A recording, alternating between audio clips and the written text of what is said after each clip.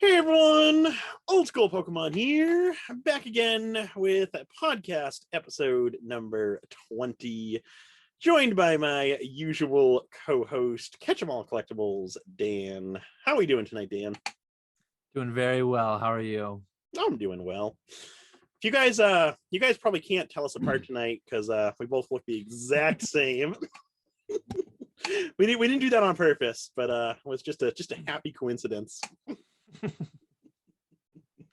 Big episode 20. That's a big number.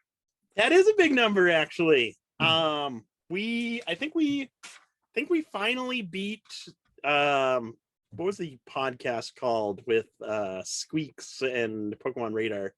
Collectible Conversations. I think that was it. Yeah. Yep. I think they had 19 episodes. So we officially passed them, which is awesome. Super happy about that. Although I do wish they had kept going with that podcast, because I really did enjoy that. That was some quality content. Yeah. We might have another podcast to compete with here pretty soon. Pokemon Radar and Cool Trainer Ryan might be doing something, which that would be interesting right there. I'd be excited to give that one a listen. Yeah, I saw that on Radar's Instagram. So we'll go ahead and hop right into the questions from last week's episode. If you guys have any questions for next week's episode, or 2 weeks from now, for the next episode, feel free to leave them down in the comment section below, and we'll try and answer them in the next episode. But for this week, first question that I have comes from Andrew M. He asks, what's your favorite Galar region Pokemon and why?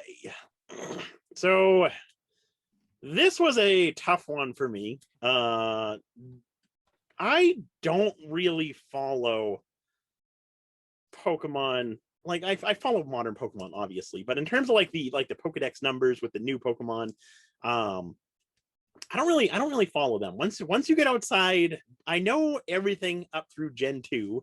Gen 3 I know a little bit of, but once you get outside of Gen 3, going into Gen 4, 5, 6, all the way up to current, really don't follow any of the new Pokemon.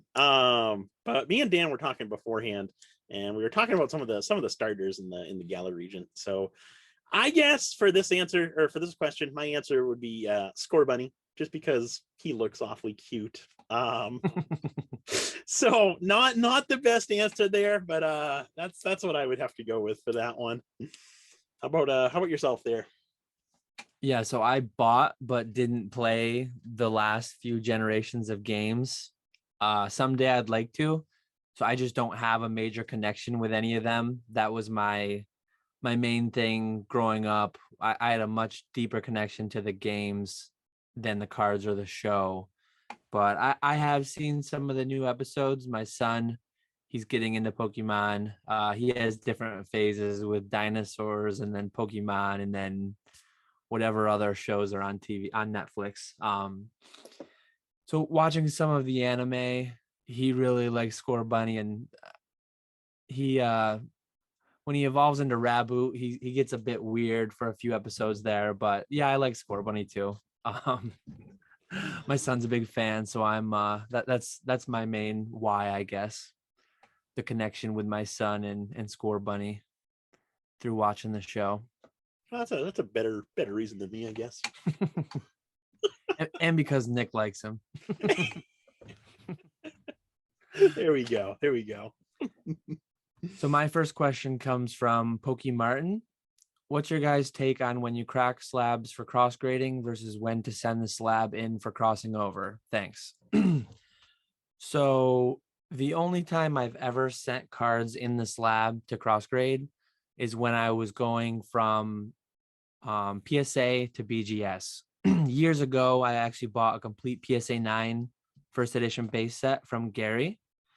And the Blastoise and the Charizard specifically, obviously the more valuable ones, they were very, very clean. Not PSA 10 clean, but I took a shot at BGS 9.5. I hit it with the Charizard. Those days when Charizard was I want to say it was a $4,000 or $5,000 PSA 9. It was way too much money to consider cracking the case. I was way too scared to do that. So that's why I sent it in case. These days, that number, it's still a big number, but it's just crazy how far we've come on that front. So yeah, I guess I'd just say do it in slab when the money's too big to risk it. But in general, like I've cracked a lot of reasonably expensive cards because I've mentioned this on the forum. I've probably mentioned this in a previous podcast too. Cross grading in slab makes no sense to me. It makes a little bit of sense when you're going from company to company because, okay, that was a PSA 9. BGS had never looked at it. But when you're looking at a card through the case, you just don't see what you can see when it's raw. The cases obscure things, and sending it in case to the same company is the most ridiculous thing if you really think about it.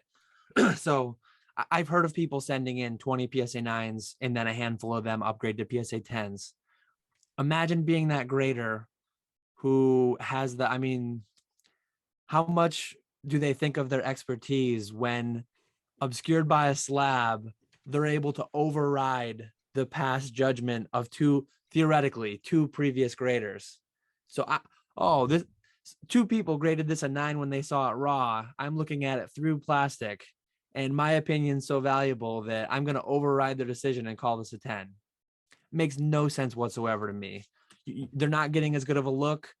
The fact that the card was a 9, the only information they know is that someone else previously deemed that card to be a 9. So how do you override that decision through the plastic?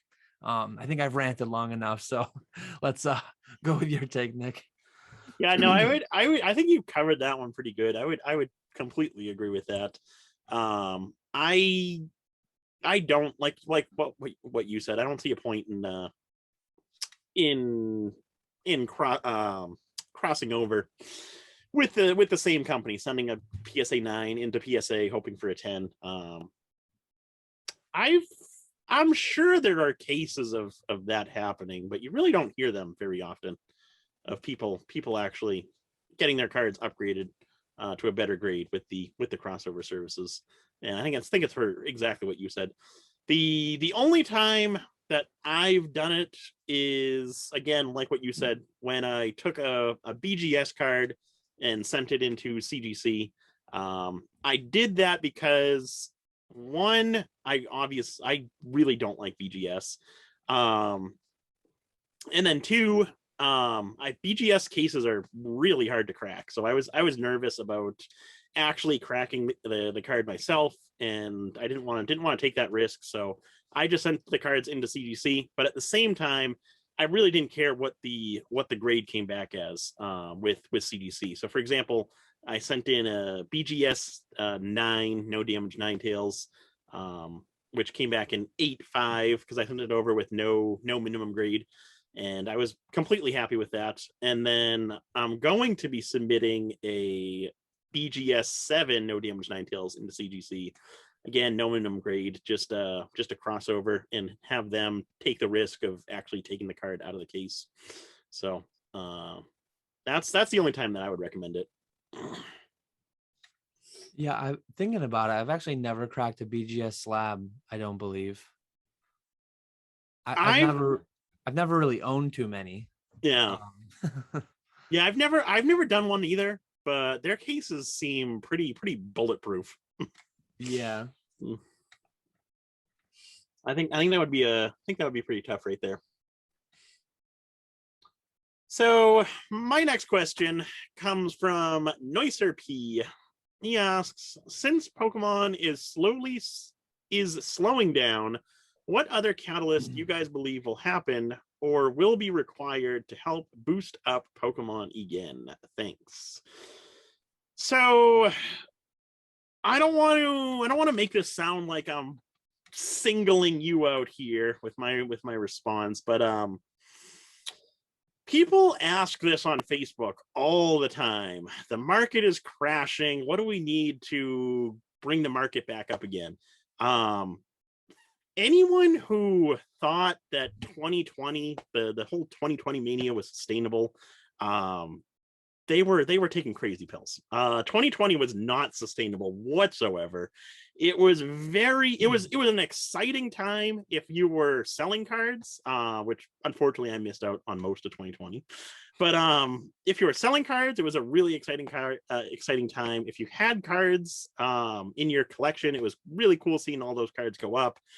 But as far as sustainability, it was not sustainable whatsoever, and it was a very stressful time because you really didn't know what pricing where it was day to day, week to week.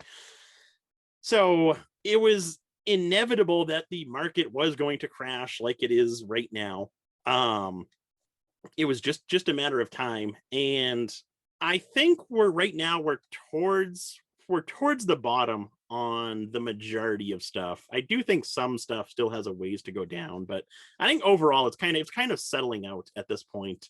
And I think from now on it's gonna kind of get back to normal, how it was pre 2020, where we see this slow incremental growth. I'd much rather that than experience another 2020 event. I personally don't think that we're going to see anything like that happen again. I know never say never, but I'd be really surprised if we ever saw that happen again. I think 2020 was the perfect storm of events that happened, and I don't think we'd ever have that exact same combination of events to make pricing increase like that again.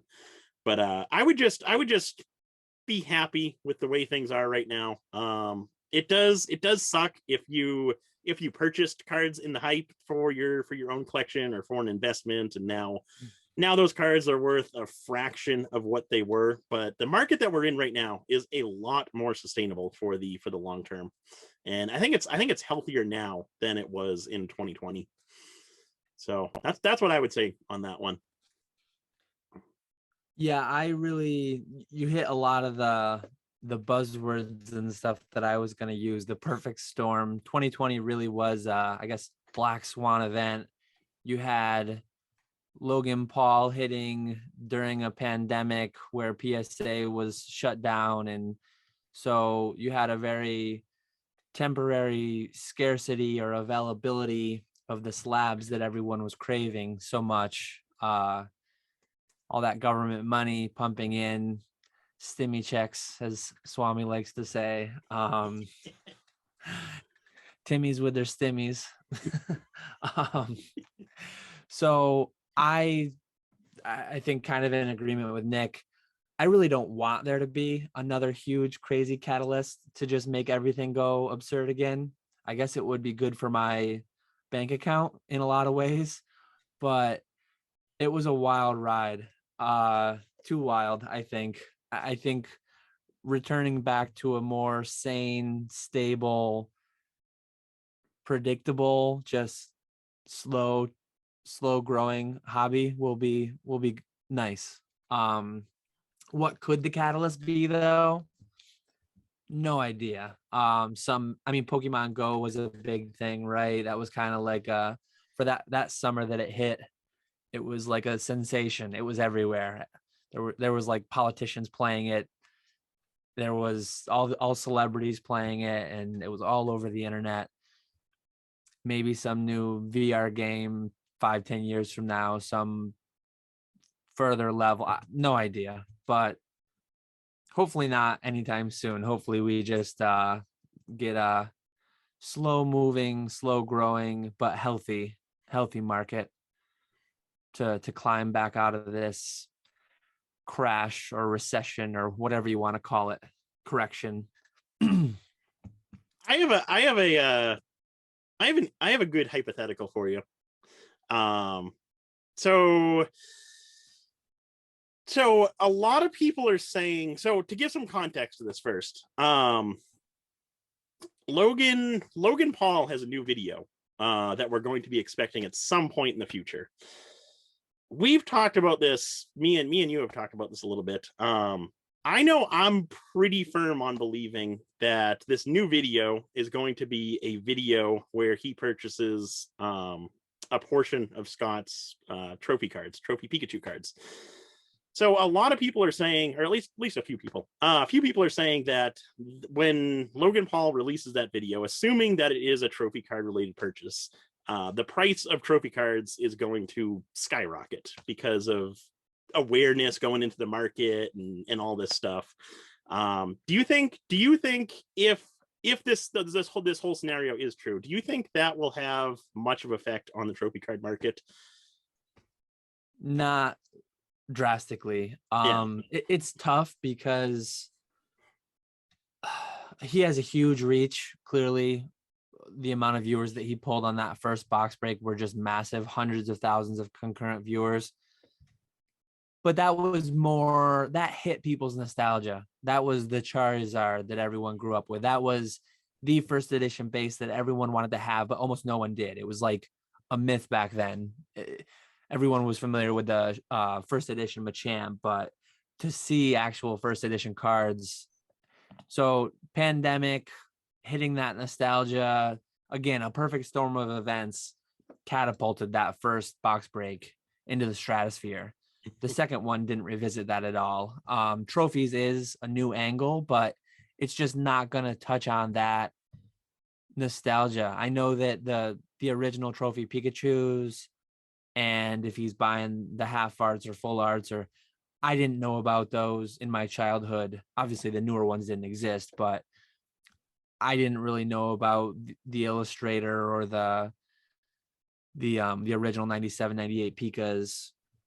And then say some people, I mean, I'm sure it'll get a lot of views. I'm sure it will do well, but just those things are so far out of reach for 99% of the avid collectors, let alone, I mean, 99.9999% of the general population. So it's just an extremely niche thing. Will it have a positive effect on prices? I kind of want to get my set of Pikachus up on eBay just in case Aoki feels like putting a set together, or some other person sees that video and then decides to click buy it now for $1 million or something crazy. But I just don't see, I don't think that's going to be the catalyst for any broad market things. If anything, it might pop up some trophies a little bit here or there, but as we've seen, the pricing on those is so variable anyways. I mean, we had that one several months ago, PSA 9 number 2 half art go for 110,000 at PWCC. And then an 8 and a 9 at Heritage and PWCC recently went for 50 and 60,000 ish. So yeah, those are just, it's tough. What do you think on the effect of that video? Well, I was hoping you'd have the opposite reaction, because I feel the same way. I was going to say the exact same points. I think there's a big difference in between first edition base and the sets that we grew up with as kids versus the trophy card market, where 99% of us aren't going to be able to afford those types of trophy cards. And I think the people who can afford trophy cards and get into that market, they either already know about those cards, or they can easily talk to people who know about those cards. So I don't think it's going to have much, if any, type of effect, like some people are saying. But it will be really interesting to see whatever that video is. Again, we don't know what it is, but that's what I think, and I've thought that for a while, pretty much since I originally saw Scott's Patreon video. But it'll be interesting to see for sure.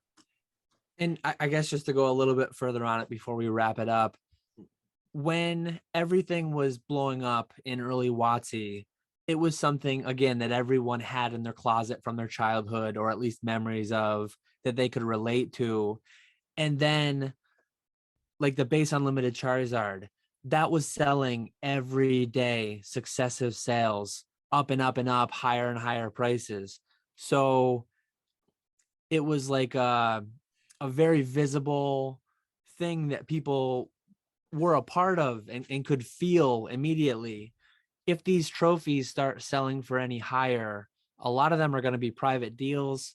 It's not like there's thousands and thousands of those out there to just sell publicly through eBay week after week to really get that trend on the upswing and get everyone hyped and really kind of do the whole bubble thing.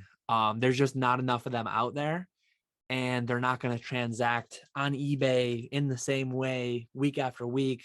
So that amount of buildup and hype and excitement just in general can't happen by the nature of how scarce and few trophy cards are to begin with. That's another good point. Yeah. Maybe a batch of them could go to Heritage and they could just blow everything out of the water and go. I mean, I could be wrong there, because maybe someone consigns with Heritage and they blow up, and then somebody consigns 2 months later with Golden. But again, that'll be months apart, and it won't build the same hype, I don't think. Yeah.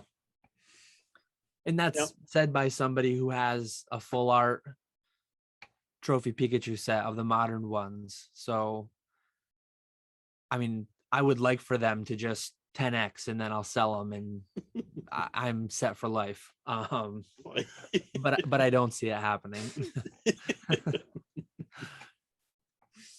No, glad we're on the same page there. So next question comes from Mike Z. With all the new grading companies, I personally don't think any of them started in hopes of running with the big dogs. I think they started in hopes to get bought out by PSA. Thoughts on this and or impact PSA would have if they started to buy out smaller companies? Or if you believe PSA will not buy them and try to let them die out? So I think most of these basement grading companies, whatever you want to call them, they definitely started because of the situation PSA put themselves into. I guess they could have, if PSA had properly ramped up their cost to not allow the backlog to build so massively, they still would have popped up just at the lower tier prices. So I guess I was a bit unfair when I said that, when I started out against PSA that way, because but yeah, I don't know that any of them are doing anything special enough for PSA to have any thought of buying them. I've not looked into too many of them too deeply. I had mentioned months ago I was going to send some submissions to some of them. I just haven't found the time, and I think PSA and CGC are just filling all my needs right now, especially with the thousands of cards I still have in their backlogs. But I could see a handful of them maybe surviving on some novelty factor, as long as they lower their prices as PSA does to stay at half price or less or something. If PSA gets back to 20, they need to stay 10 or under. With the flashy labels, with personalization, some people really like that stuff. I'm not too crazy about it, but potentially, I haven't looked too closely, but I actually talked to the guy, one of the guys, that robo grading. I've been meaning to watch some of their videos a bit more. I think they've put out some videos recently on the AI, the camera robotic grading they have going on. Maybe they're actually doing something innovative enough, legitimate enough. Maybe they've got some tech or some software that PSA could just write a check, gobble it up and integrate it somehow, or gobble it up and throw it in the bin so nobody uses it. I have no idea though. But as far as most of them that are just doing nothing new at all, just different people grading in cheaper, unrecognizable slabs, PSA isn't going to care. They're just naturally going to fall to the wayside as PSA, CGC, and BGS open back up. Yeah, I pretty much agree with everything you said. We have to get to more controversial questions that we completely disagree on. Viewers, 2 weeks from now, we want some questions to come in where blood will be shed. We want, for the holidays, we want to butt heads on some of these. We agree too much. That's AGS, the one who's doing the scanning, right? Yeah. Yeah, AGS, robo grading. yeah. I think their ultimate, I don't know. I haven't talked to them. I've talked to them a little bit, but I don't know the company enough, and I don't know the guys running the company enough. But I think their ultimate play is to be bought out by PSA, CGC, BGS. I don't think they really do want to start their own grading company and run with it forever. I think they want to start the grading company and then gain the traction and then gain the attention of one of the bigger grading companies to be bought out by them. I personally think that's their play. But as far as all of the other grading companies that are out there, I think they're going to quickly die out. There was a demand for them, and there still is a decent demand for them right now, where PSA, CGC, BGS are so backed up. But once the big three grading companies clear through their backlog and kind of get back to normal, whatever the new normal is, I think those companies are going to die out, or they're going to have to drastically reduce their pricing, where they're, I'd say, like 50%. So like if PSA reopens their bulk tier, whenever they do, at $20 a card, these fly by night companies are going to have to be at $5 to $10 a card. They can't be at the same pricing as one of the big three companies, or I don't think anyone would submit to them. So I think for the most part, they're all going to die out, like what you were saying, Dan. And the issue is, without the scale of the big dogs, they're not able to do things as cost effectively. They're not buying empty slabs by the millions. I mean, PSA literally $1 million a month almost now. And if you're trying to buy plastic 1,000 a month, you're paying 10 times as much probably. Yep. Same thing goes for all of it. They're just not going to be able to compete. They're going to have to be 50% price to get the demand, but they're just not going to be able to have any margin likely at those numbers. Yeah, exactly. In my opinion. So my next question is from Celebi Collectibles. He asks, you get $10,000 right now for free, and will have to spend it all within the Pokemon hobby this week. The money has to be used with the intention to do well long term, but doesn't have to be a boring, sure thing. What do you do with it? Invest, buy cards to flip, or simply pay for grading fees for cards you own and want to send off for grading? That's an interesting hypothetical. So for me, I think I would probably go with the flipping route. Just because there's nothing that I really want to buy to hold long term right now.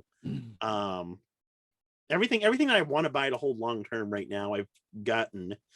So there isn't anything that like jumps out at me to buy and hold for long term that would do well. But there are a lot of collection opportunities out there right now.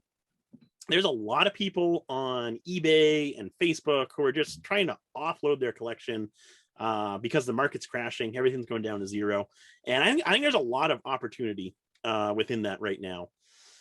So that's what I would do with it, is just go ahead and look on eBay, look on Facebook, offer on collections that I want to purchase for resale, and then use that money to buy more collections and so on and so forth.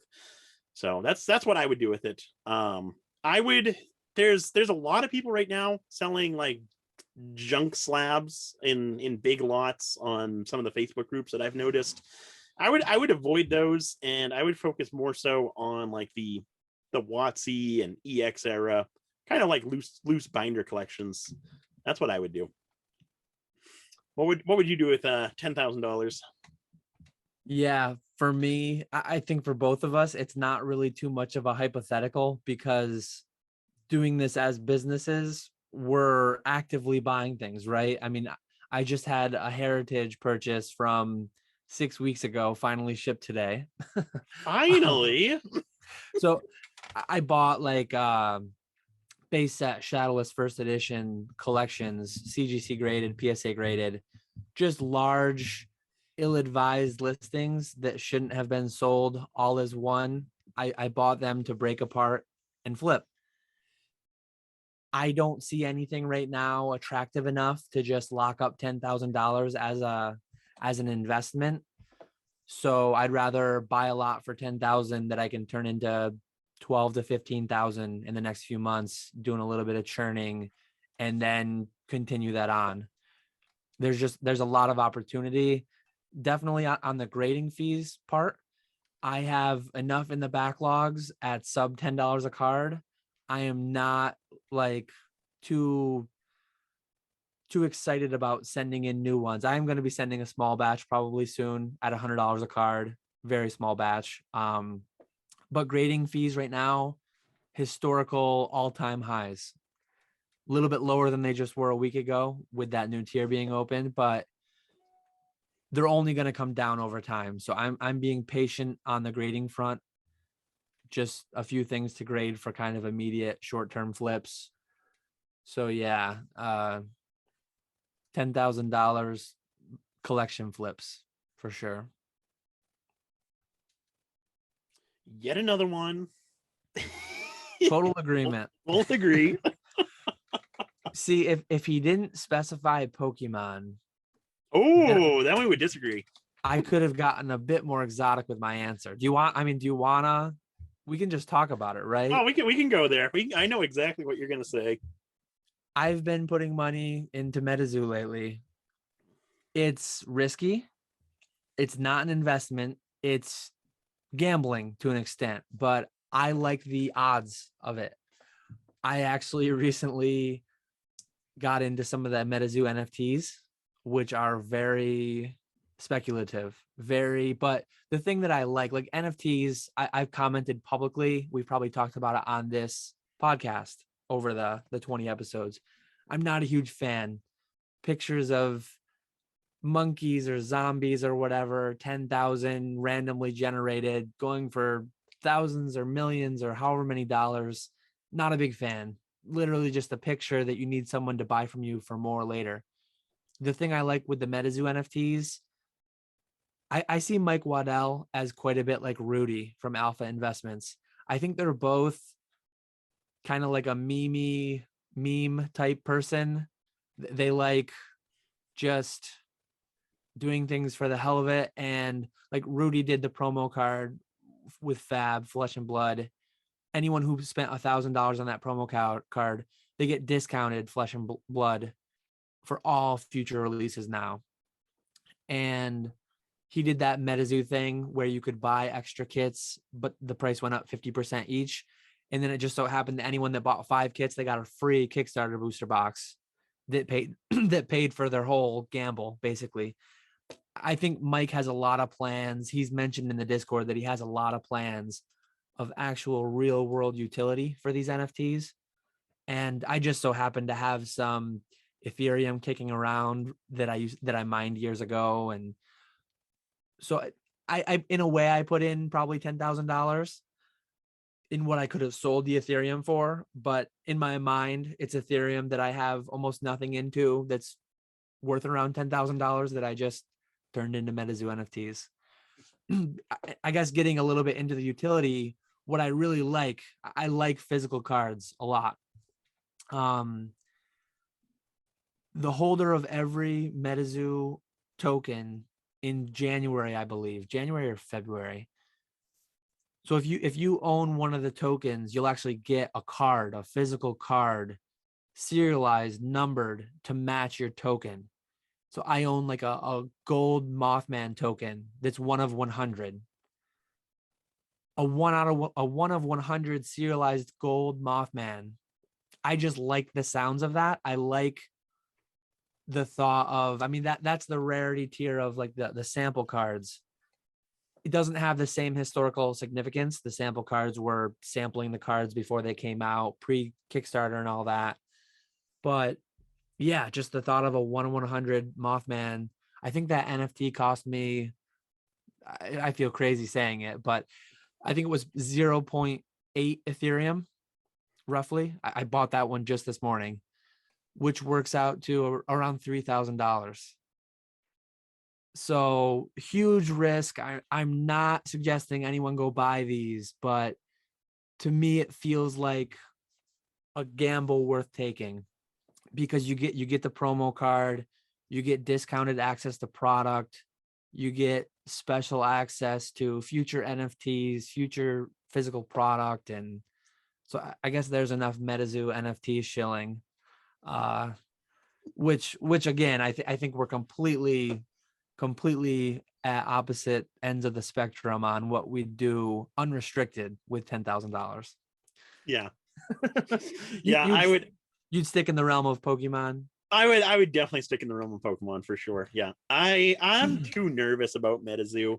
Um I'm doing one of each booster box and one of each Steam Deck, but that is it for me. I'm not diving any deeper into MetaZoo right now. It's too much of an unknown for me. It'll be, I think the big the kind of turning point for MetaZoo will be Cryptid Nation, the second printing of Cryptid Nation. It'll be really interesting to see where that set goes. Being that it's going to be so much more available. There's websites or online stores now that still have are still taking pre-orders for the second edition of Cryptid Nation at MSRP. So this will kind of be the true test of whether or not are people actually like collecting MetaZoo, enjoying MetaZoo, playing MetaZoo, or is it strictly just kind of the investability aspect of MetaZoo? So I think this next release will be kind of the telltale sign of the future of MetaZoo. But and then as far as the NFTs go, when you first told me you were getting into the MetaZoo NFTs, I was pretty blown away because they were NFTs, and I know how you're not a big fan of NFTs, but the actual physical cards that go along with those, that is an interesting aspect. And as much as I don't like NFTs either, I do think those NFTs specifically have potential just because of the physical stuff that goes along with it. If it wasn't for the physical stuff, I don't think they would do nearly as well. But that's kind of my thoughts. And then we talked about this the other day, but with the 1 of 100 promos, the thing that concerns me about that, not to be all doom and gloom on you, but the thing that concerns me about that is how many different promo cards does MetaZoo have already? And then of all those promo cards, how many are that 1 of 100? And then how many of those 1 of 100 aren't even worth that however much you paid for the NFTs, $3,000 that the NFT cost you to get that promo card? I have no idea because I don't follow MetaZoo nearly as much as you do, but there's got to be a decent amount that are below that price range. Yeah, I'm not a complete expert on all of it. I know that for Cryptid Nation, there were the sample cards. Like I bought a sample Bigfoot. I don't fully, I understand that the Mothman hype exists, but I'm not into it personally. There wasn't a Bigfoot NFT. Otherwise, I would have rather had that than the Mothman, but there was Mothman, Jersey Devil, Manta Ray, a few different ones. But yeah, so 1 of 100, you've got Old Scratch and you've got Red Ink, which are pullable from the actual sets themselves. And I think those stand apart from the 1 of 100 sample cards. Aside from Mothman, I think Red Ink and Old Scratch go for substantially more than most sample cards because they've got a more, what's the right word? They've got a more accessible, even though the odds are really long that you're going to pull it, they've got a more dispersed and accessible release in that anyone that cracks the product can pull it. Whereas the sample ones, those were given out to creators and everything several months back. You've got guys like Rusty that had misplaced the 5 or so packs he had been given, for several months. I mean, it's crazy to think about it. Some amount of the sample packs might have been tossed out, right? I mean, you opened a Kickstarter pack at one of the Collecticons and you don't know where the cards went from it. They're in the So dump somewhere. nowhere near the attrition of Magic, nowhere near that, but some amount of attrition, some small amount of attrition actually happened, which is hard to believe with some of these cards. But yeah, that is a very valid concern and something that's been on my mind. 1 out of 100, aside from the sample cards, I can't think of too many other cards, but like 1 out of 1,000, they've got Uncle Sam grilling hot dogs for the 4th of July. They got Santa Claus for first edition Christmas last year. They got all the Halloween ones that were like 500, I believe, when to go. And yeah, there's a lot of low print. It's almost like sports. Every year there's just dozens and dozens, if not hundreds of more serialized low print, which is concerning. But I guess to be a little bit responsible and to contextualize my gamble in the MetaZoo NFT space, it's the end of the year. So I'm like going through my finances. I'm intending to fully fund my real investments, 401ks, IRAs, all the big adult responsible things. So making this gamble of approximately $10,000 in MetaZoo NFTs with Ethereum that I probably paid $200 for 5 years ago. Keep the context that I'm like spending a lot more money in Pokemon. I'm spending a lot more money in real stocks and bonds and real estate to some extent. And so again, don't take what I'm talking about MetaZoo NFTs to go out and YOLO your life savings on them. Not remotely advocating for that. It is a very, very risky thing, but in my mind, I'm taking a calculated risk with money I can afford to lose. And it could very well pay off big time for you. Yeah, I mean, same thing goes. It's gone well so far, but it could turn at any point. I gambled. I've done videos on my channel talking about the Kickstarter boxes that I bought. I bought a few Kickstarter boxes for around $1,800 to $2,500, and I actually was watching earlier Pokemon Radar. John, he broke one on Whatnot. They're going for around $10,000 now. So in a way, I'm like playing with a little bit of house money from my good gamble on the Kickstarter boxes. So yeah, figured we'd spice up mid podcast with a little bit of different takes between Nick and I, and talking about. I intend to do a video at some point, but my MetaZoo videos haven't been doing well. Bury it in the middle of a podcast. Hopefully, we'll have to look at our analytics. It'll say right here, this is where you tank, then you click on it, and I'm talking about gold Mothman NFTs. Oh man. So there's that. You got more than you asked for, Celebi. That was a good one. I liked that one. Good question there, Celebi. So Shiny Light Bulb 1000, one of my recent giveaway winners. Just to shout out our giveaway. Check out our Instagrams, subscribe to our YouTubes, look for those weekly videos. Every new subscriber this month, $1 to Nami. Shouting that out mid podcast too. So we'll be starting some good giveaways starting Sundays when the real exciting stuff starts. Yeah, we're gonna ramp it up hard for the final week. Finish strong. So what are both your thoughts on jumbo cards? I think they look really cool when PSA graded. I really like the first partner pack Gen 1 starters, and they seem like a good value. They look a bit silly, but I think that is part of the appeal for me, and they are easier to display because of their size. The downside is it feels weird to spend $100 to grade a jumbo.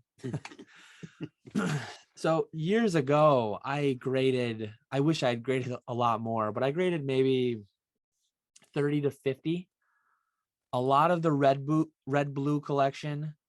You remember that XY 121, I think, was the Charizard. Yeah. Red blue collection. Pretty cool full art Charizard. There was the Blastoise, Venusaur, and Pikachu as well. I think it was XY 121 through 124 to test my memory. I could not tell you. I graded 5 to 10 each of those, I think. Maybe not quite them, a few each, and then some other Charizards, and I really like them also. I meant to grab one to show quick. I think I only have one left. It's like a PSA 6. They're really hard to grade because think about it. I mean, you've got the old school ones, at least. You've got so much more surface area of card, and they treat it the same way. If there's one indent, one crease, one issue anywhere in all that added surface area, they go down to a 6. So I graded a handful of 10s, but I graded a handful of 6s as well. It is just really cool. Like I like the pack cases, the new ones, due to their size. They just have some heft. They just feel like a solid hunk of collectible. And the jumbo ones are really big, really cool. I don't mind the new size. The new jumbo size is a bit smaller. It's just a bit annoying that they had that transition in size. It would have been cool if they always had one size, but they do have those. I thought I had one here, but I guess I don't. They do have that new binder, that the Pikachu binder that came out to house those 25 jumbos, all the starters, and then Pikachu. That's a really cool collectible, I think. I'm a fan of them generally. I don't see myself grading too many more down the line if they don't bring the price down from 100. I know obviously right now there's nothing you can grade cheaper than 100, but years ago you couldn't grade them under the regular cards. Like box toppers you could, from the E-Series box toppers. You could actually, even though they were bigger, you could grade those for the same fee as a card. I graded some last year on the 750 special, but the jumbos were different. I want to say the cheapest I ever spent to grade those was maybe 25 because they had a special. But as recently as a year ago, before PSA closed down, I think even then, like when PSA was grading normal cards for 10, I think jumbos were around 75 or 100, which is just really hard to spend considering most of the jumbos are like $5 to $10, if not less. So yeah, I like them, but as far as grading goes, it's tough. Yeah. I recently started getting into just like a fun binder collection, starting to collect all the newer jumbos, especially now that I hope so, like what you were saying, where the jumbo cards kind of started off as one size, and then they kept getting smaller and smaller. I hope they stay consistent with the new size now that they have a binder for the jumbo cards. They better keep the same size forever going on now. I was right. It's XY 121. Man, you got a good memory there. The interesting thing about these two, if I'm remembering correctly, I think our domestic US boxes were figures. And then the regular size promo, I think these were the European only. I kind of remember reaching out to some European sellers and having to buy these from overseas. I do remember that now that you say that. Yeah, it's a really big case. I mean, it's big as my head. No wonder they charge so much for it. Yeah, it's pretty cool. It's cost a fortune in plastic. your nice PSA 6 jumbo card right there. Yeah. But yeah, so I started doing like a binder collection of them. I like them for that. I don't think I would ever send any off to be graded or anything like that. And I really can't see it taking off too much in terms of like grading them and them being worth a lot for the most part, because there are a lot of those jumbos. They come out with every single collection box for the most part nowadays. So that there are a lot of them out there. But yeah, as like a side collection, as a binder collection, I do like jumbo cards, but I don't think I'll ever dive too deep in them, start grading them and all that stuff. plus shipping them. I did start selling like single ones on eBay for a couple bucks. They sell consistently, but they're slow sellers, and they're pretty hard to package in a way where you're not spending a fortune to mail it out, but you're also protecting it well enough where it's not going to get damaged in shipping. So it's kind of tough there. I know the old ones, I think it was 6x9. BCW makes a top loader. I think 6x9 is like a fairly standard photo size. As far as the new ones, I don't even know what size those are, or if there's an appropriate top loader for them. That would be ideal. Just send them in a top loader in a bubble envelope.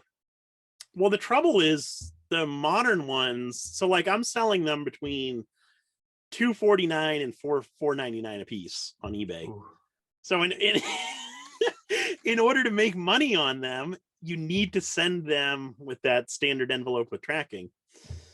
So I bought some of those top loaders. I forget the size that I bought. But ones that it's ones that actually fit the top loader. It's got some room on the side. And then I would just put that top loader into like one of the big like plain white envelopes.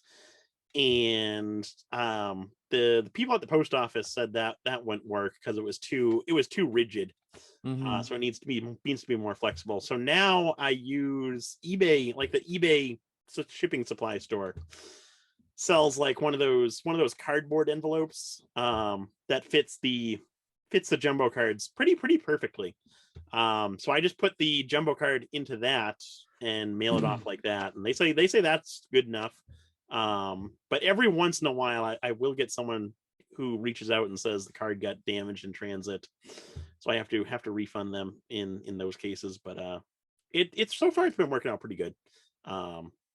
But yeah, that's the only issue with those is if you did ship first class mail, you wouldn't be making any money whatsoever on those.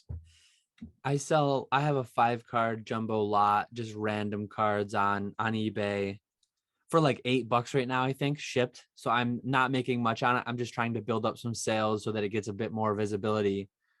But I sell most of mine through just Troll and Toad Evo. And some of them sell as little as $3. Some of them sell as high as 20. Some of the older ones, like that Charizard, is probably more than 20 as long as it's near mint. I'd be interested. I don't know how Troll and Toad is packing them. You'll have to buy one of my cheap ones off me, and then do a video. You talk about my poor packaging. Do a video on Troll and Toad's poor packaging of my product. There we go. I like it. Oh, and just to air that out, we're talking about like wanting to get a little bit of conflict going. So Nick did that video. What he didn't show is the way that he shipped his business cards. I should have done an exposing video, but I had already opened them up, so I would have had to like repack it, and it wouldn't have been as I actually received them. No sleeves, no top loaders, packed into a team bag, same way I did. Tisk tisk. I actually didn't even do the double bubble mailer like you did.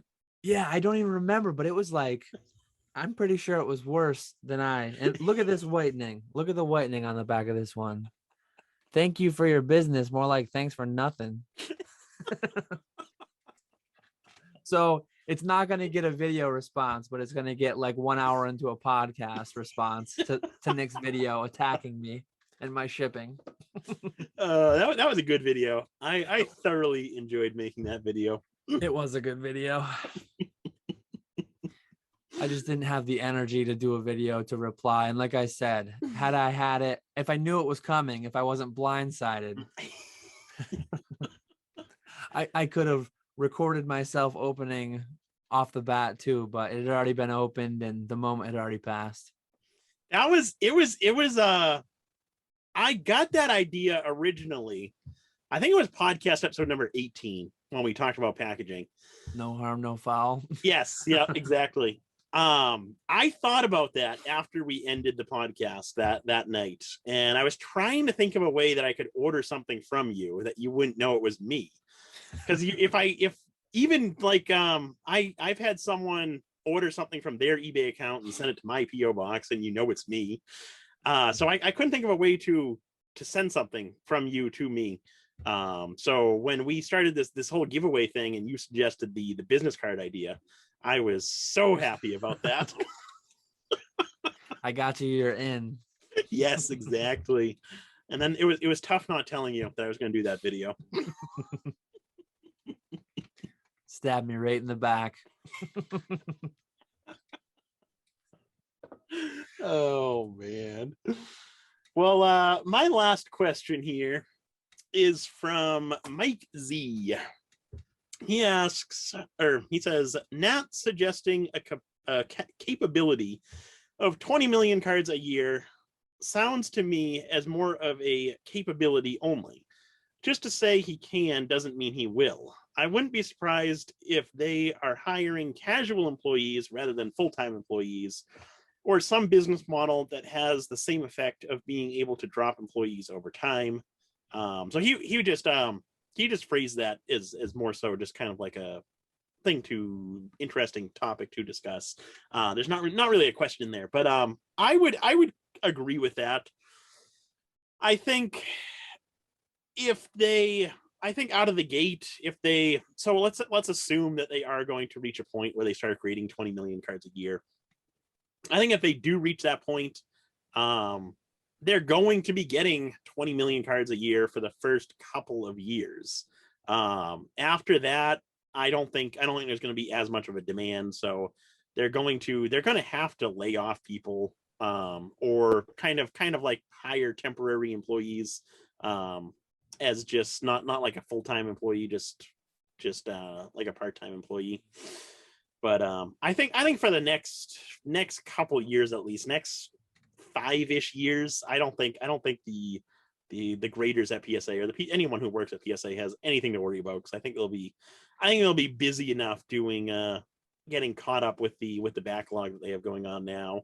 Plus, whenever they do reopen their bulk tier, whenever that does come back, they're going to get absolutely flooded with cards again. So they'll have to rework through their backlog again. So I think for the next 5-ish years, they're going to be completely safe. But then going forward, they will have to figure out something about like part-time or temporary employees or something like that. Yeah, I think the fact that they bought it out and then made it private makes kind of the cold-hearted business tactics like layoffs easier. You don't have to worry about a stock price. You don't have to worry about investors worrying about the stock price. So it's kind of a cruel business capitalist type thing, but I could see PSA scaling to 20 million cards a year for the couple years that the demand is there for it, and then the demand just prices will fall enough, generally speaking, that the demand for grading will go down. And the nice thing about scaling a business such as PSA, it's not extremely capital intensive. You can tell, like right now, if I wanted to, and a lot of people are doing it, I could go online, Alibaba or wherever, eBay probably, and buy a sonic welder and buy 5,000 cases and buy the label printer. Less than $10,000, I could start a grading company. And a lot of people have. So PSA is able to scale without too much like capital expenditure. And I know that people really make out grading to be so much more of an expert thing than it really is. The hardest part about grading is being unbiased. People are really bad at unbiased grading of their own cards. But as far as if you took, there are thousands of people in this hobby that have a keen enough eye to be able to review someone's card that could be a paid grader.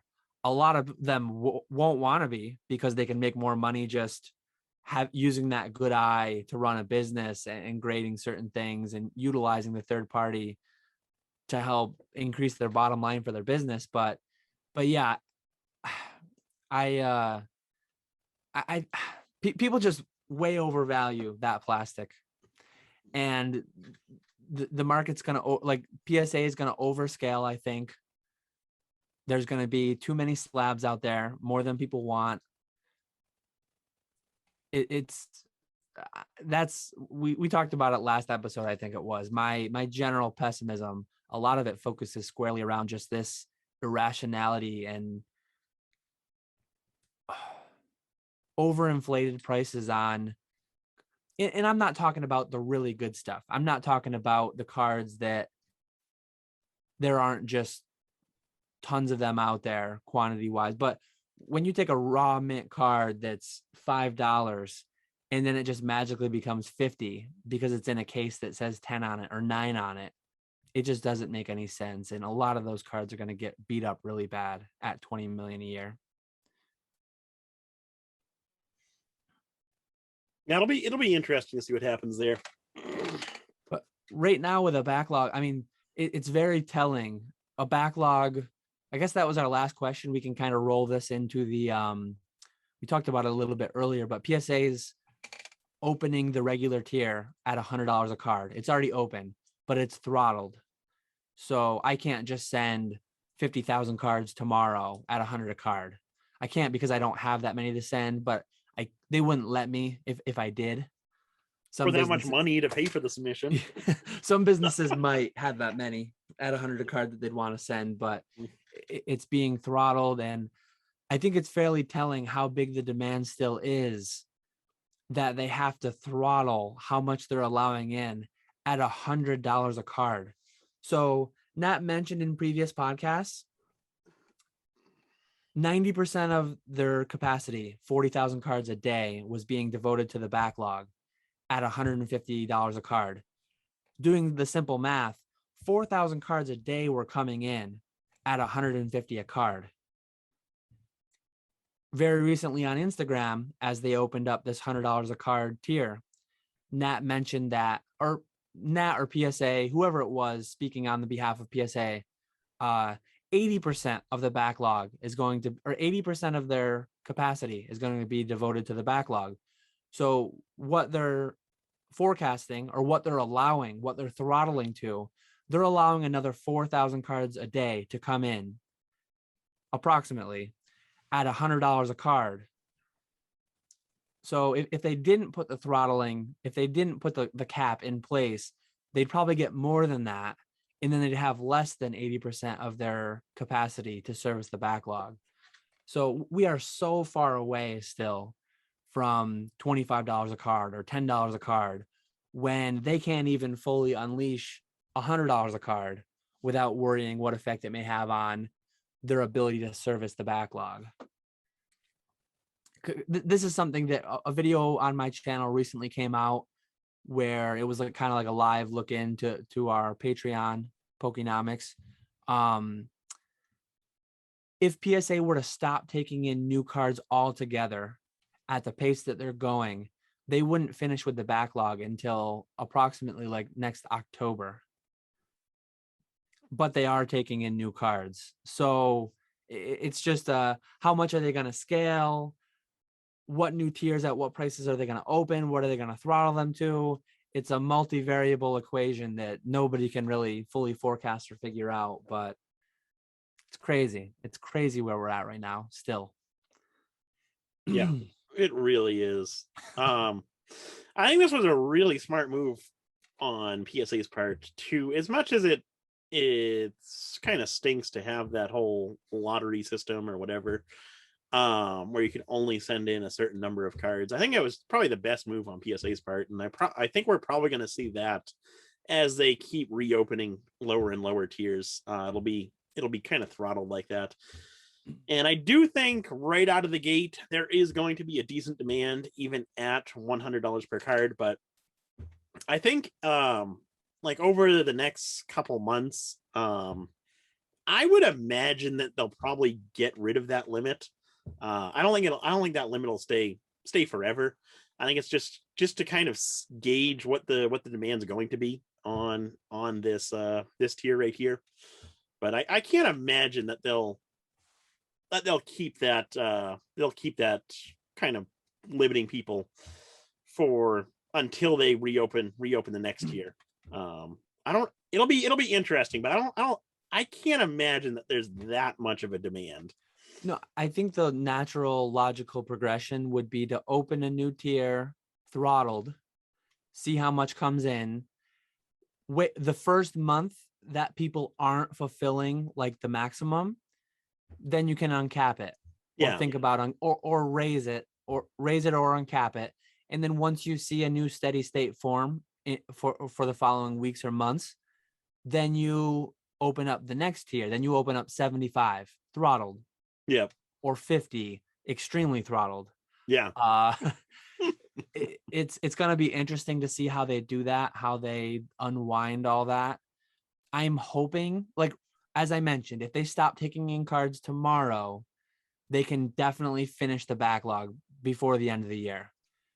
I hope they don't over prioritize opening up new tiers and push out like catching up on the backlog. And I'm not saying bring the backlog to 0. If they bring the backlog down to like 1 million cards, that's only a month if they're grading 10 to 12 million a year. I think that's a reasonable place to be. Get it to where Express and above, same day, next day, whatever. You spend $100 regular, you're getting it within a week or two, and then let the bulk be 1 to 3 months like it used to be years ago. Oh, we're never going to see bulk be 1 to 3 months. If they scaled to 20 million cards, and if they prioritize the backlog and keep the prices high, we could be there as soon as the end of next year. I don't think we will be, because I think they're going to too aggressively open up the lower tiers. I hope they don't, though.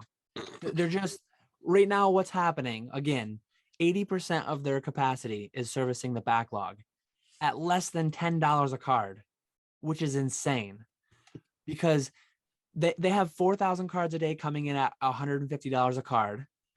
They're throttling around 4,000 more a day at $100 a card.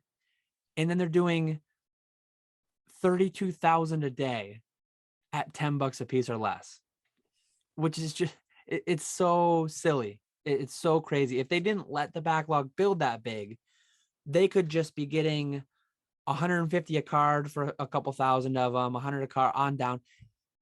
They could have that whole backlog going through or they could have all those same cards going through at 25 a card or something. They could be getting twice the daily revenue if they had just not allowed and things were probably complex because they were buying it out from the shareholders, and certain things were probably on freeze. They couldn't just change everything the day that they bought it, or change everything before they finished the sale of it from the other side. Again, it's just crazy, crazy times. 20 million cards a year, though. I don't believe they'll fully get there, but today they're at 10 million card a year pace. That's a lot of plastic. I don't know that 5 years from now, are 50 million new PSA slabs going to be gobbled up? That's a lot.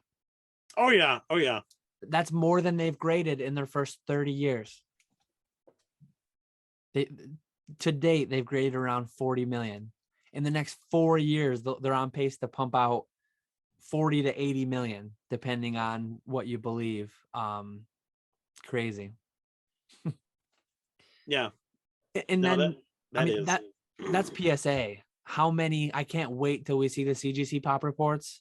If we ever see it at this point. Yeah, kind of pivoting into our next thing, we can start talking about CGC. They still don't have a pop report. They still claim, I think, that it's going to be soon. What soon with air quotes means, no idea. Hopefully early next year. I know that once it comes out, I'm gonna do a dive. There's gonna be a lot of people doing dives into it for various reasons, but some of the most interesting stuff to me is, what is their capacity? If it's updated on a daily basis, you can see every day how many they're grading.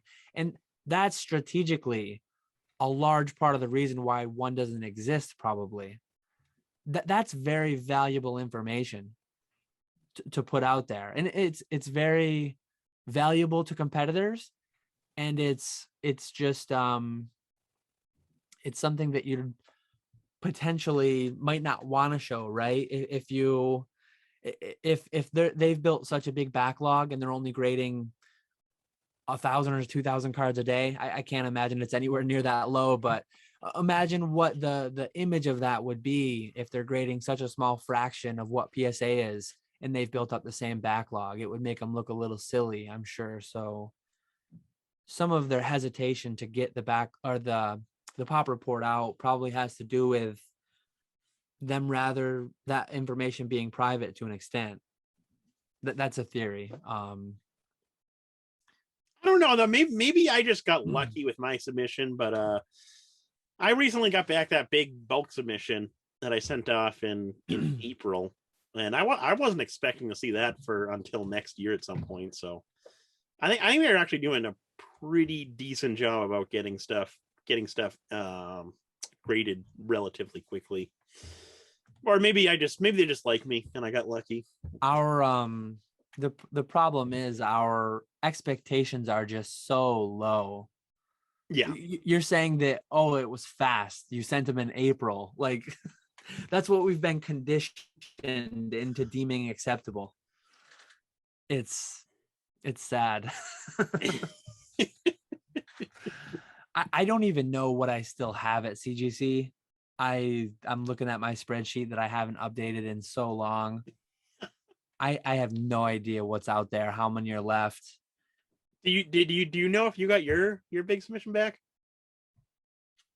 I was shocked you got that all at once, 1,700 cards, because PSA's limit is 400 per order, I believe, and CGC's is 500. So when I think I sent 1,000 cards to Ludkins at one point. I believe they split it into two. I think I got like 2 different codes for that, and I wouldn't expect them to come back together, but maybe they will. I wasn't expecting that either. It was a lot of heavy boxes. Yeah. I might have most of my CGC back. I don't even know. That is the one thing I really don't like about Ludkins. Is their like the inventory tracking. It's so hard to even know what those codes mean. Yeah. Yeah, because I had so many too, and it was like, well, it was my initials and part of my name, but one of them had my first initial, the other one was just last name, and I couldn't even tell what was CGC, what was PSA. And then I had a couple small ones that got the more generic codes that people would be more familiar with, probably. 229P13. I don't know what that was or is, but yeah, I don't know. Long term, like I've been thinking about it a lot more the past few weeks. What am I going to do? My intent was to just keep feeding the backlog a couple hundred cards every month or so. I don't know. When was the last? Have you submitted any cards recently? I sent 200, I think, to CGC, some hidden fates. Oh, that's right. You mentioned that. I did a video on it. Like most of my send-offs were pre-March. Most of my stuff predated my channel, so there aren't like send-off videos for most of my stuff that's out there. I aside from I did one express order. I think I've only done one CGC bulk since like March, and it was 200 cards. And if I could call it back today and take it back, I'd have to look back at the video. I don't even remember what's out there. I'd probably just take it back and send them to Troll and Toad and sell them, because prices are really, combined with how hard they grade, and if a lot of them turn out to be 8.5s, I'm looking at some cards that I've got today, over 1,000 card backlog of like what I need to list. So many of them I would have been better off selling raw. several months ago through Troll and Toad. Not all of them, but a decent amount. Or I should have sent them to PSA because they would have been PSA 9s and they would have done a bit better. Yeah. So yeah, I'm at a weird place. I'm happy that I have so much out, generally speaking, but when it comes to what I regret most is a lot of it's the CGC stuff, just because what I was accustomed to just chucking out at PSA, and I'd get 50% 10s and 40% 9s and 10% less. I'm getting 2 CGC 9.5s out of 500 with no 10s, 30% 9s, 45% 8.5s, like just and like getting back to the pop report. When the pop report comes out, like I sent Bumblebee Pikachu. Is that 27? 27, yeah. 27. So I sent 200 to PSA, 200 to CGC. The 200 I got back from CGC. That card was like minty fresh. I had 1,000 or 600 of them, I think, minty fresh. So I did well. I did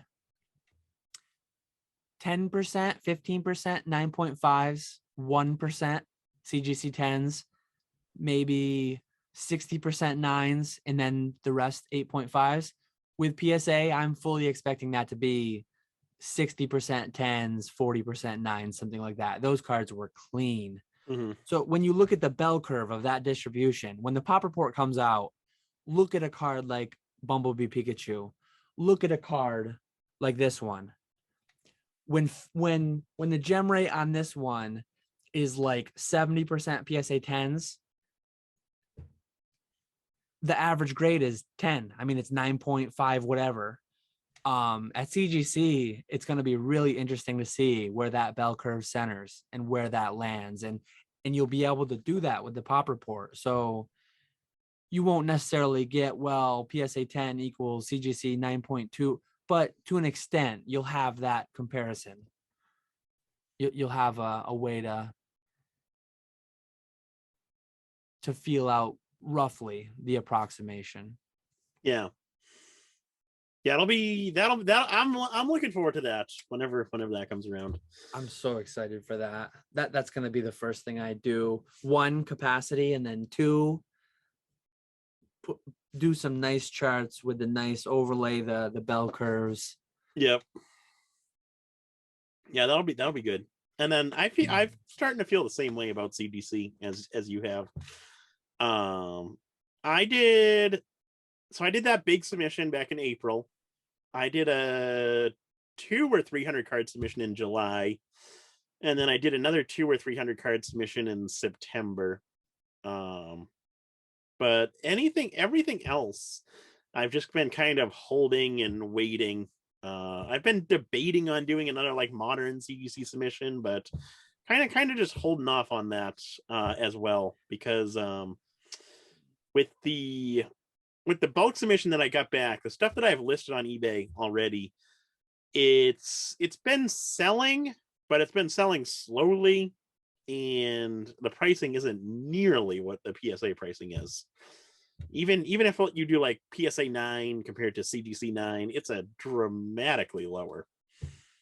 It's weird. Some of them, they're pretty close, but some of them, they are dramatically lower. And I think that's just to do with the fact that the CGC ones turned around quicker and the PSA ones are yet to unwind. Like the Illustrator Charizard, for example. I think I just saw it on Instagram today. They graded over 1,000 of those in one day or 1 week. So the population, PSA 10 population of Illustrator Charizards went up by 1,000. Probably a week. It was probably a week. But I could even see it being a day, because I sent 50 or 100 of those off to CGC. I think I sent 50 to each. So yeah, with like this card, like the PSA 9 of this card versus the CGC 9, well, the CGC ones turned around quicker, so they've gotten out there quicker. And I mean, this one, the PSA 10 pop of that is just to the moon. It still blows my mind. It's a $10 card. I paid $7.50 to grade it, and I'm still able to sell it for like $50 or $60. Like I still did well. I'm still glad I sent them. Even the 9s, I think, are going for 35 or so. They shouldn't be going that high, I don't think, because that card might end up with 50,000 PSA 10s. And maybe it's always, I don't know, maybe there's a floor on a PSA 10 Charizard. It's never going to go below $50. But when you can buy it sealed for 10, I just don't get why people are so enamored with the case that they want to pay. With low numbers, it's probably more fine to pay a $40 premium to just get the 10 and not have to wait the year backlog. But with some of these cards, WotC non-hollows, what have I got? Should have something right here. These have come down quite a bit, but I think this card peaked at like a few $100s last year. I think this is still a $100 card, and it really shouldn't be. I'll sell it to you for 100. Click my link below. click Nick's link if you're on his page. We'll get the affiliate dollars. He'll get the affiliate dollars, and I'll get the $100. There we go. There we go. I think those are going to continue down. Maybe these ones are at a floor, but I could maybe see them continuing on down to 30 or $40. If they go that low at some point, I'll probably sit on them and stop selling them. I'll probably wait for them to pop back up to 50, and maybe they never will. Who knows? But by that time, I will have sold enough of them from 200 on down to 50 that I've paid for all mine anyways. I really can't see those going much lower than 40, $50 for a 10 Charizard. That seems like a pretty easy purchase to me. It's an easy sale for me. It's weird when you're talking that low, because that's like you can spend that at the bar on. I was gonna say on a round, but like depending on which bar you're at, it's not even a round for the boys. A hand of blackjack, not even. It is that weird price point where people are just willing to just throw away $50 on nothing, myself included. A fancy dinner, or at least this you're getting something, right? I mean, you go eat a $100 steak and it's gone the next day, and you don't have something to hold on to and look at a year later. And then when you think about your cost basis, you're really not making a ton of money once you factor out everything: your eBay fees, the shipping, cost of the card, grading. You're doubling your money on it. It's a pretty good margin. That's what you look to do in business anyway, is double your money on purchases. Yeah. So it's not anything more out of the ordinary than anything else. Oh yeah, like I'd probably rather buy this at 50. I'd rather have 2 of those than one of. I grabbed a different card. than one of these. Yeah. But it is weird. I don't know. I'm trying to pull up. Yeah, Charizard V.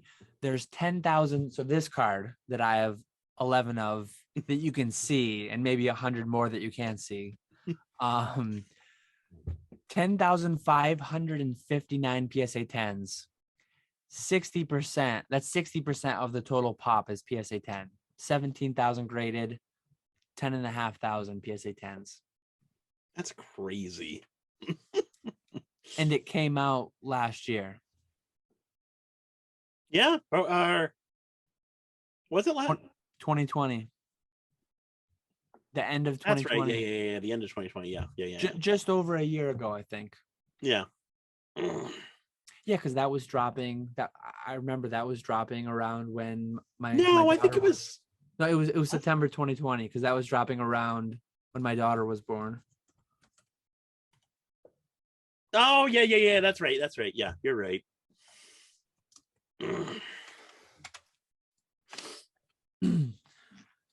Crazy.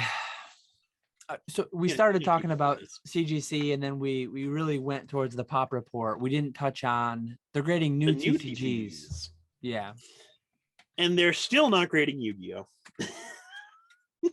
it's funny. I don't do Yu-Gi-Oh at all. I've probably got a handful of the cards kicking around from collection buys over the years, but MetaZoo hype.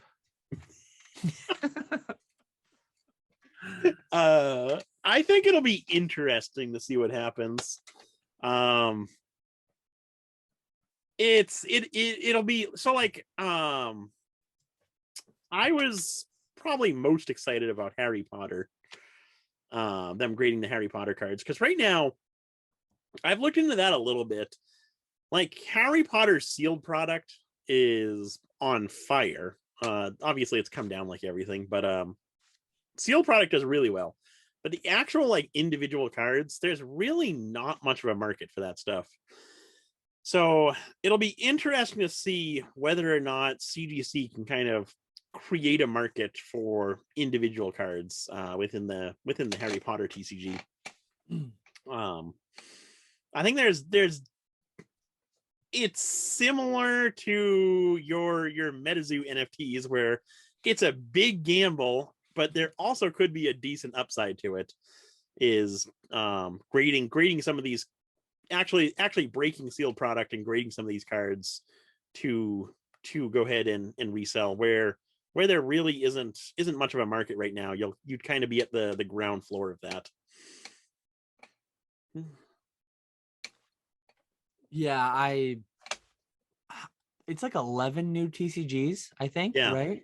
Yeah. I don't even know. I know MetaZoo was one of them. I think Final Fantasy, Harry Potter, There was a lot of no name that I'd never heard of. Weiss, I think was one of them. Yeah, Weiss was one of them. I think they did My Hero Academia too. That those booster boxes that I bought randomly that I don't know Now's your why I chance. did. Open them up. Yeah.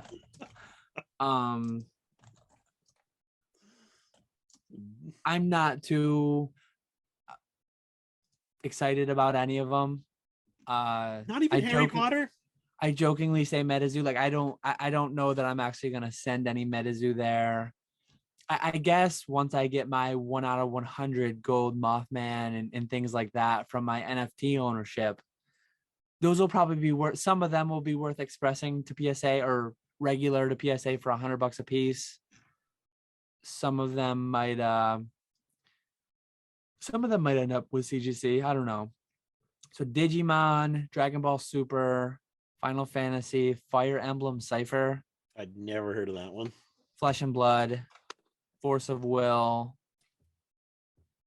Harry Potter, MetaZoo, My Hero Academia, Weiss Schwartz, World of Warcraft is another one. Yeah, nothing I'm really into. I know Swami, he's into the Marvel stuff.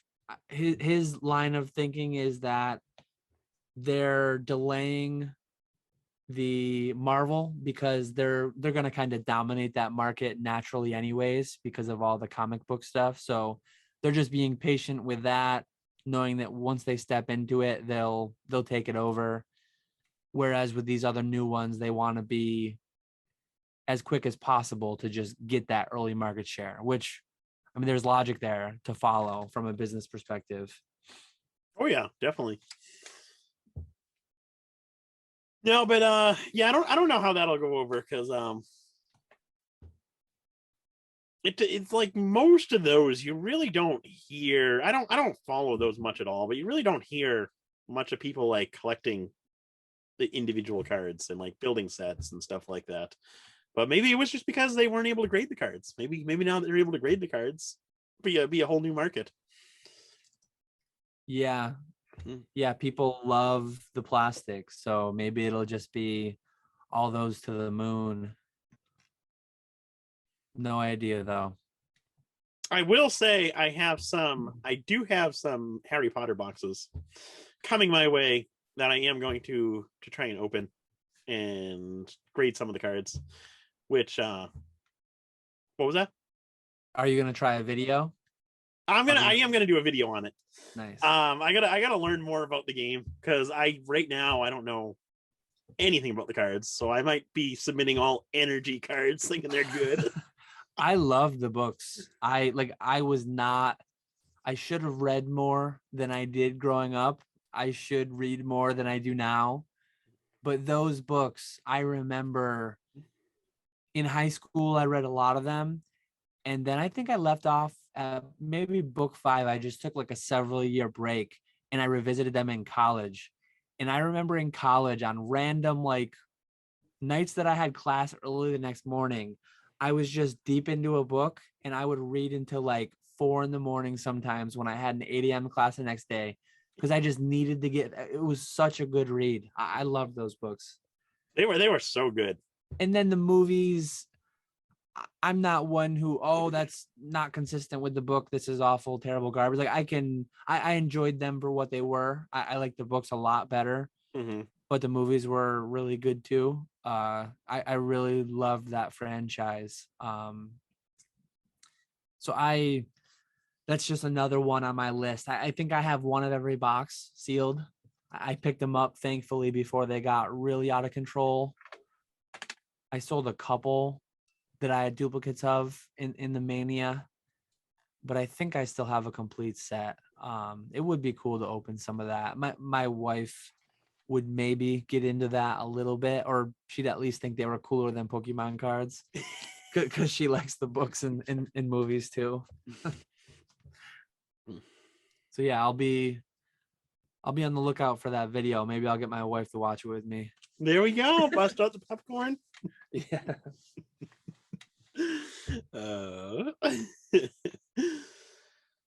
But no, we'll see what happens there. That'll be that. I'm curious about that. That'll be interesting for sure. But I was definitely surprised getting back into the new TCGs that CGC is grading. I was surprised that they didn't include Yu-Gi-Oh! Because they had announced back in March or April that they were going to be grading Yu-Gi-Oh! Soon. And then now we're in December. They just announced they're going to be grading all these new TCGs, but Yu-Gi-Oh! Is still not being graded. And I think the reason they gave for it is fair. They mentioned it's supply chain issues, different holder, different size card. So one commonality between all the TCGs that I just listed, they're all Pokemon Magic sized. So they just work with the holders they have. Yeah, that makes sense. But yeah, Yu-Gi-Oh! Yu-Gi-Oh! Might take extra expertise too. I have no idea. This is just a guess, but what I've heard is there's just a million reprints and variants of everything. So like, I mean, Pokemon has some amount of reprints. You've got the base set Charizard, base set that's been reprinted a few times. Yeah, you've got first edition Shadowless base, 4th print. Then you've got Legendary Collection. You've got a lot of variants of that same art, but they stand out pretty well. There's pretty easy to identify differences between them. Whereas Yu-Gi-Oh!, I think Blue Eyes White Dragon has been printed 100 different ways, and some of them are really subtle differences as far as I understand. Maybe that's part of it to some extent. Maybe that's just completely wrong. I have no idea. I've actually been thinking about getting into, like, branching out a little bit and start getting into Yu-Gi-Oh! As well. Because I originally thought about branching out and just like thinking about what else I can branch out to. And as far as cards go, my first thought was Magic because I really like the artwork on Magic, but I think there's way too much competition with Magic as far as other people selling them. And then I thought Digimon, or I'm sorry, Dragon Ball, but I really have no interest in that stuff. So that was out the window. And then I thought Yu-Gi-Oh! Too, because I really did enjoy Yu-Gi-Oh! After Pokemon fizzled out back in the day in the 90s. I got big into Yu-Gi-Oh! And I think that would be kind of cool to get back into that and start learning that again. So That I'm thinking that's going to be one of my goals for 2022 is to start researching that a bit and start dabbling in that a little bit more. Is that going to be more as a collector or more as a business? No, that's just a business. Yeah. See, that's the thing. Like, I've been slowly picking up a little bit of alpha and beta magic. Mm-hmm. So I never got into it myself, but I have vague memories of when I was younger. Some of my older cousins played it. And I remember seeing some of the cards, like this one specifically. I don't even know how to say it. Obscenus Golem. Whoops. This one specifically, I saw on PWCC last month, I think. CGC 9, which I know to be a really strong grade. It's only an uncommon, but it's alpha. This one stood out to me. I remembered this art. I don't know if they played the game or if they just collected the cards, but there's a few random arts that really stand out to me. And then like just the history of it. I could see myself getting into a few other TCGs more as a collector, but I'm really trying to restrict myself to Pokemon and then a little bit of MetaZoo because I already can't keep up. Yeah. MetaZoo, it's really tough because I'm buying everything at retail, which it's hard enough at certain times to make money buying things wholesale. Right now with Pokemon, I mean, buy Battle Styles wholesale and try to make money on it. Jake actually reached out to me earlier today or late yesterday. I think it was late last night. He bought some, very few, just a couple, I think. But I think he was able to get Chilling Reign booster boxes after incentives, like after credit card rebates, after eBay bucks, $73 a box shipped to his door. God. I said, I can call up my distributor and get all I want at $86.50 a box. How much do you want? It's crazy. Like he's paying, all said and done, he's paying $13-14 less a box. And I hadn't really looked at it in quite a while. I might have to order several cases if I can get them in the 70 to 75 range and just send them the Troll and Toad to sit on them for a while. Cause that's better than my distributor pricing by a wide margin. And it's crazy. Yeah, that really is. I'm glad that it's happening. We've talked about that before, but I cannot wait to get back into opening packs and selling singles. I'm looking forward to that. That's definitely going to happen with Brilliant Stars whenever that set comes out. I don't care if those boxes are going for $10,000 a piece at release. I still haven't opened and put together my own personal set for Evolving Skies or Fusion Strike. I want to at some point, but I don't see myself opening Modern to sell like that for quite some time, if ever again. It's just maybe, I guess someday when I get caught up more, but I'm just several months from there. In the meantime, you know who to buy all your singles from to fill your binder. Yeah.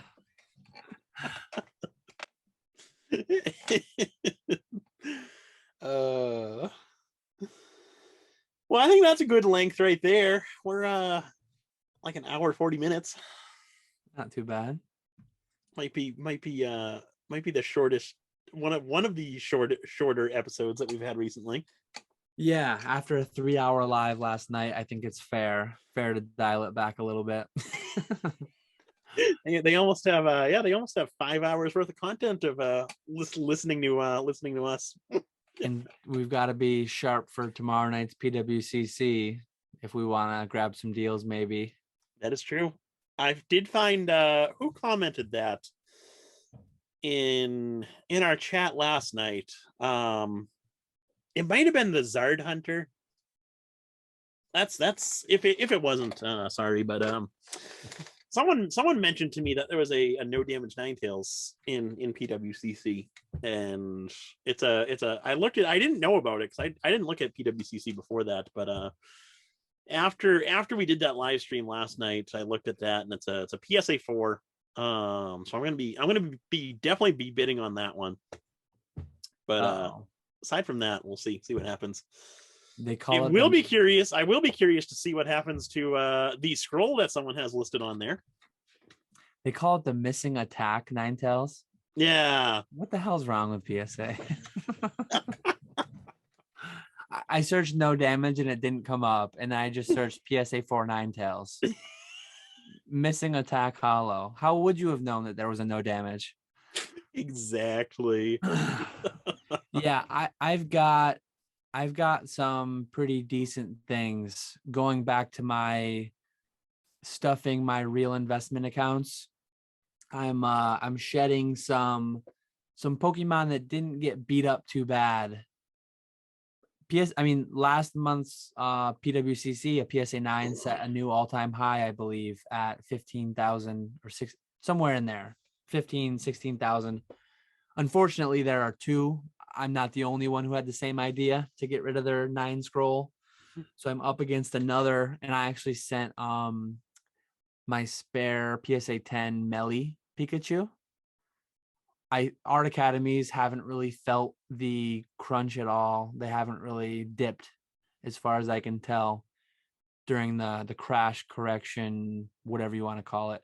So I figured I'd downsize a couple bigger cards, and then I've got miscellaneous, I wouldn't call it junk, but lower tier stuff too. I figure that'll be my deposit into my 401k and IRAs right there. There we go. Or you could just gamble that money on more MetaZoo NFTs. Throw go for set number 2 now. Remortgage my house, drain my 401k, build 10 sets. There we go. No, it'll be interesting to see what happens with the scroll there. We were looking at them both in our Patreon, and they're both similar 9s. They're like the condition wise. One isn't better than the other, so it'll be interesting to see where they both end up. Yeah, they're both at 77.50 right now. Maybe they'll sell for the exact same price. That'd be pretty cool. Hopefully they both sell for 25, 50. Yeah, right. No, I'm sure it'll probably pull back from the last one, given that they're in such quick succession. As far as trophies, the wrong word, but as far as like a higher tier promo goes, and then 2 at once, it just, yeah. In a perfect world, I would have been the only one to send, or whoever sent the other one, they wish I hadn't sent mine. But it's already at more than double what I paid for it. So whatever it does, I'm happy with. I like the card, but it's a lot of money too for what it is. Oh, definitely. I don't think I'll necessarily be able to replace it for cheaper down the line, but maybe I can. And if I don't, I'm comfortable never owning it again. There's a lot of other stuff I'd love to own someday. And if that's me done with my ownership of Master Scrolls ever, I owned a 10 and I owned a 9 at one point. So on to the next one. Now you got to go down to an 8. Yeah. Do the full countdown. Yeah.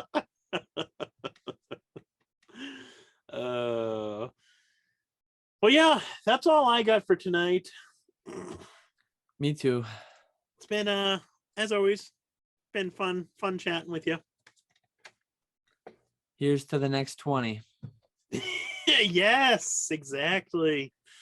And we got we do have one more for next year, so yep. We will see. We'll sneak one in between Christmas and New Year's, and then episode 26 should be the big anniversary one, right? Oh, I didn't even think of that. When did we? I gotta go back and see when we started these. I don't think we've ever missed the 2 weeks, have we? Oh, yeah, that's how you could figure it out. Yeah. It should be right on. No, you know what? We did miss one when I went on vacation over the summer. I think we did one. I'll have to look back at our upload dates. I think we did one.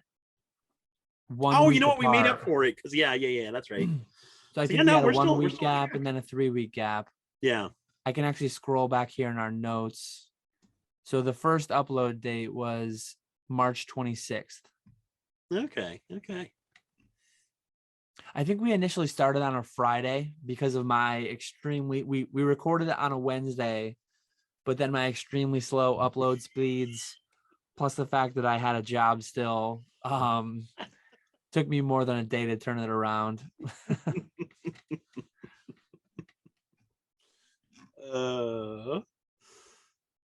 Yeah, I know.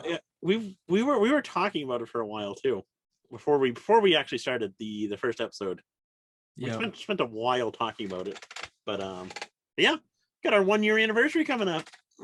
26 will be exciting. We'll have to have a big special. Yeah. Okay. Well, thank you guys for watching. For those of you who stuck around to the end, and be sure to leave your questions down in the comments below.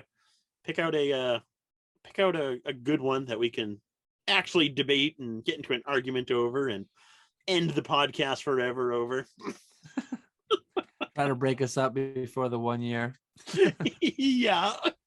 But yeah, and check out those giveaway videos. We had one question tonight from Shiny Light Bulb, who won one of mine last week. So it's good to see some of the regulars getting some free product shipped out your way. We've appreciated all your support through these 20 episodes, and definitely growing a sense of community with a lot of the same names popping up. Had a lot of good chats. Oh yeah, absolutely. So yeah, we will catch you all later. Have a good one.